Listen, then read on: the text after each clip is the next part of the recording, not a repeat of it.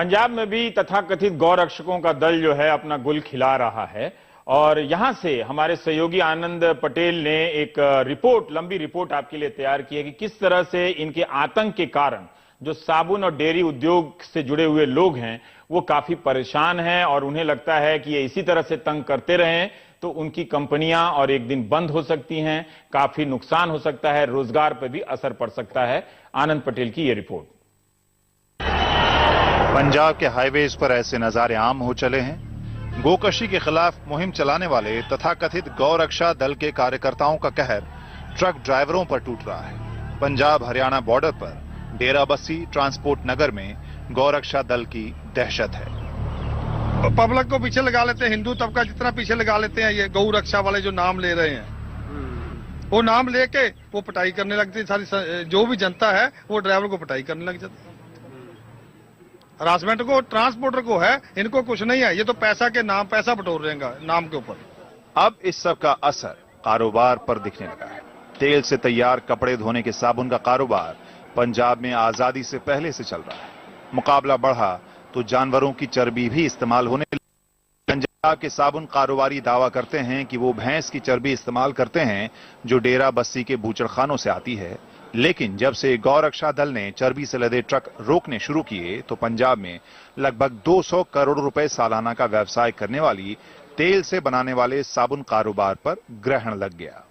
Plant सारे लगे हैं डेरा बस्सी में, 4 प्लांट हैं, उसमें तो कटिंग नहीं हो रही तो उनको गाड़ी रोक लेते थे।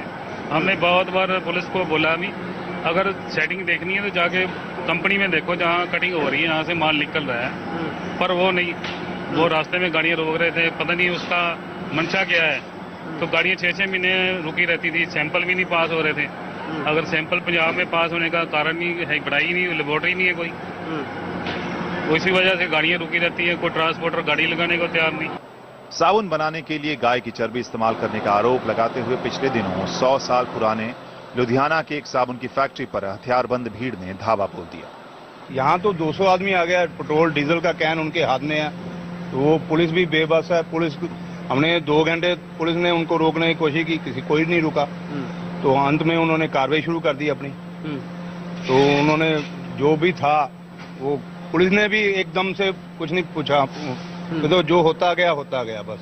फिर तो वो गुंडागर्दी किया जी, ये यहाँ से वहाँ सैंपल लो, ये लो, वहाँ सैंपल लो, ये लो। साबुन हम बना रहे हैं भाई, हम टेलो का इस्तेमाल करते हैं।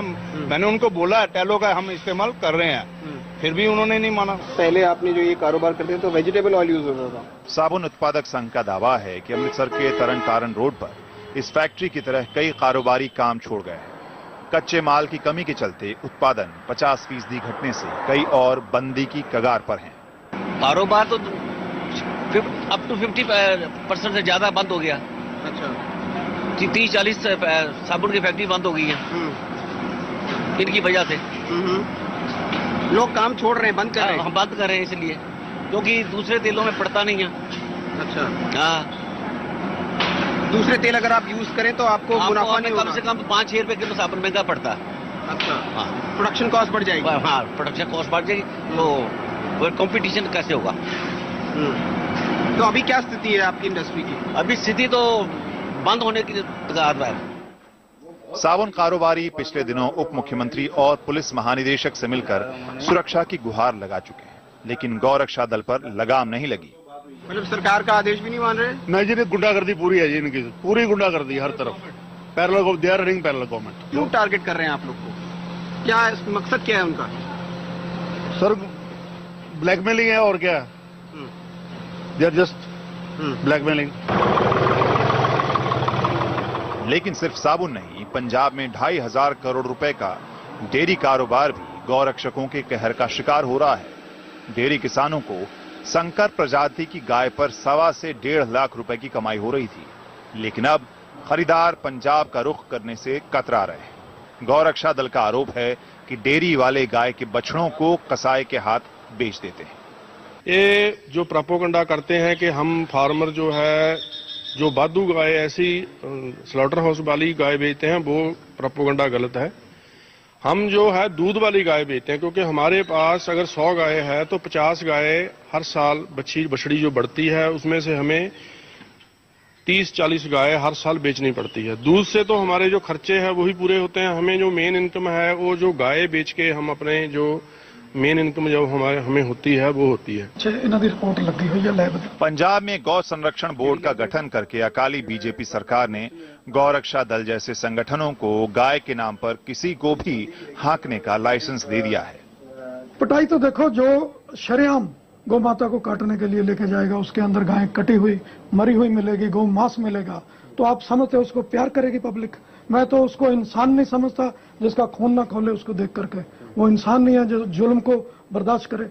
उसको बर्दाश्त किसी भी कीमत पे ना तो करना चाहिए, ना हम लोग किसी भी कीमत पे ये बर्दाश्त करेंगे। उनके साथ यही हशर होगा। हमारे ऊपर जो भी कार्रवाई होगी उसको हम भुगतने के लिए हर समय तैयार हैं। कोई आस्था का केंद्र तोड़ेगा, मतलब सामने तोड़ेगा, तो वो शायद ये नहीं देखेगा कि मैं उनको जाके पहले कार्रवाई करूं। मुझे लगता है जो लोग किसी की आस्था को ठेस पहुंचाते हैं ना, उनको भी देखकर पहचानी चाहिए कि इस चीज में करोड़ों लोगों की आस्था है। मैं ये गलत काम कर रहा हूं, पहले वो करेंगे अपने आप के कंट्रोल। प्रदेश में विधानसभा चुनाव करीब हैं, इसलिए बादल सरकार भी गौरक्षा दल की कारगुजारियों को नजरअंदाज कर रही है। I think in Punjab there is no such incident. हमारे राज्य में ऐसी कोई समस्या नहीं है। हमारा प्रदेश शांत है। दूसरे राज्यों में क्या हो रहा है मैं इस पर कोई टिप्पणी नहीं करता हूं। मैं ये कह सकता हूं कि ऐसी कोई समस्या नहीं है। That is their own issues. In our state there is nothing of that. Thank you. हाल ही में केंद्र सरकार के एक सर्वे में कारोबार करने सहूलियत के मामले में पंजाब 16वें नंबर पर रहा, जबकि पड़ोसी बीजेपी शासित राज्य कहीं आगे रहे। पंजाब के हाईवेज इन दिनों गौरक्षा दलों का अखाड़ा बने हुए हैं, जिन्हें ट्रांसपोर्टरों पर जोर आजमाइश की खुली छूट मिली हुई है। पुलिस तमाशबीन बनी है, जबकि अकाली बीजेपी सरकार हिंदू वोट बैंक नाराज होने के डर से कार्रवाई से बच रही है और इस सब का खामियाजा कारोबार जगत को भुगतना पड़ रहा है। कैमरा पर्सन आरपी जायसवाल के साथ चंडीगढ़ से आनंद पटेल, एनडीटीवी इंडिया। गौ रक्षा से जुड़े आतंक के किस्सों में गाय की जिंदगी के बुनियादी सवालों को जगह मिलनी शुरू हो गई है या होनी चाहिए। जो भी गौ रक्षा इधर उधर भटक कर ट्रकों में वसूली कर रहे हैं गौ रक्षक के नाम से, वो राजस्थान चले जाएं और गाय की सेवा करें। पर्याप्त मौका है। वहां की 2 सरकारी गौशालाओं में करीब 500 गायों के मरने की खबर आई है। पिछले 2 दिन के भीतर 90 गायों की मौत हुई है। उम्मीद है इस घटना के बाद राजस्थान ही नहीं अन्य राज्यों में भी लोगों और सरकार का ध्यान तमाम गौशालाओं की तरफ जाएगा। जयपुर से बाहर हिंगोनिया गौशाला की यह तस्वीर आप देख रहे हैं। यहीं पर 2 हफ्ते के भीतर 500 गायों ने दम तोड़ दिया। यहां के कर्मचारी 2 हफ्ते से हड़ताल पर हैं, उन्हें वेतन नहीं मिला, जिसके कारण गायों को चारा मिलना बंद हो गया। गौशाला की सफाई नहीं हुई तो गोबर और मूत्र के कारण दलदल बन गया। बारिश का भी इसमें योगदान है, लिहाजा गौशाला के भीतर पसरे हुए दलदल में गाय फंस गईं और मरने लगीं। 2 हफ्ते में यहां पर 500 गायों की मौत हुई है। वृद्ध और बीमार गायें लाई जाती हैं। नगर निगम सड़कों से जिन गायों को आवारा बताकर पकड़ता है उन्हें भी यहां लाया जाता है। अभी तक हमने गौ माता ही सुना है, लेकिन हमारी नगर पालिकाओं के हिसाब से उनकी शब्दावली में गौ माता का एक और नाम है आवारा गाय। शहरों में मां तो आवारा होती नहीं है वैसे भावुक लोगों। शहरों में चारा की जमीन नहीं है, जहां थी वहां कब्जा